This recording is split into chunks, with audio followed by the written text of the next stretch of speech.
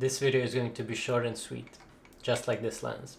As always, let's start with the build quality, and this little thing is solid. Metal lens mount, metal construction. The lens hood is made out of plastic, but it is reversible. The lens cap is so freaking tiny, you have to like pinch it to get it off. And I have pretty slim hands, and even I struggle with it. So if you have chubbier hands, you're gonna hate it. The front element is only 37mm, so finding filters for it is gonna be a challenge. I think I actually opted out for using a 46mm filter and then getting a step-down ring, but even finding that step-down ring was very hard for some reason. However, given the size, this lens makes for a very compelling street lens. You know, it's small and compact, and if you prefer the focal length, it's a great option. It balances nicely on smaller cameras like the GX8, but put it on a GH5 and yeah, it looks ridiculous. I mean, if you showed up to a client shoot with this... I know, the looks don't matter, but they kinda do. When it comes to photos, the autofocus is quick and snappy, no problems there. When it comes to video, why bother? I mean, I pretty much have my GH5 on manual focus all the time. But when it comes to using manual focus, it suffers from the usual focus by wire acceleration issues.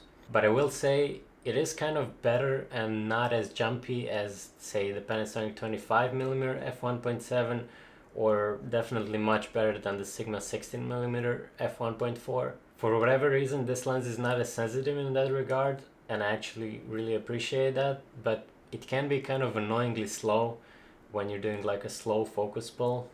What else? Aha, stabilization. This lens has it, and for photos it does a great job.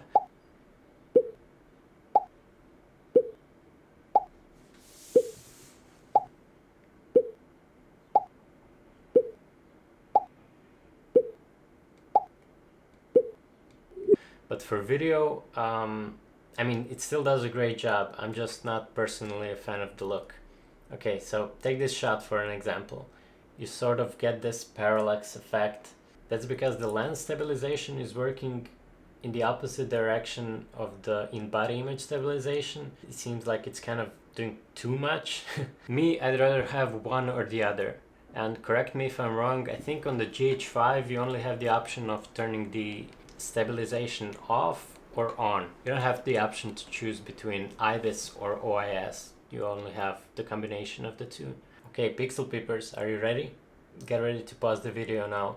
We're gonna go all the f-stops. This is what the sharpness looks like at f1.7 in the center, in the corner, f2 in the center, in the corner, f2.8 in the center, in the corner, f4 in the center, in the corner, f8 in the center, in the corner, f16 in the center, in the corner.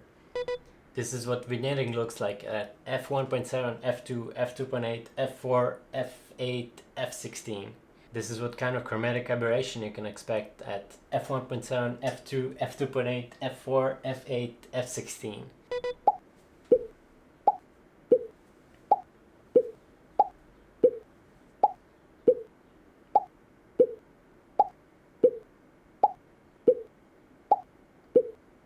And this is what the bokeh looks like at f1.7, f2, f2.8, f4, f8, f16.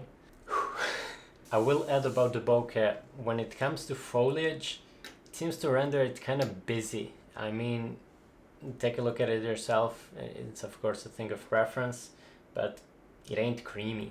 Honestly, every time I use it, I'm surprised by just how great this lens is, especially for the price and its size. I mean, I don't know how they fit so much lens into this small body.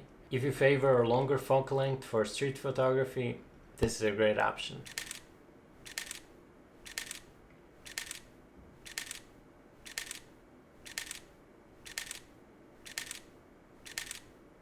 If you're on a budget and you're looking for a portrait lens, this is a great option.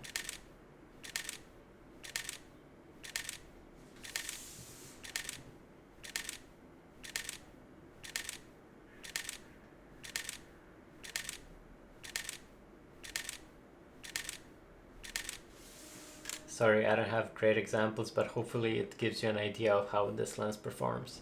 And that's it. So Are you getting the lens? Or do you already have it? Why do people that already bought the gear watch reviews of that gear? If you're one of those, do tell me in the comments below. It balances well on it balances I mean it's still f2.8, f4, f8, f16, tiny and cute.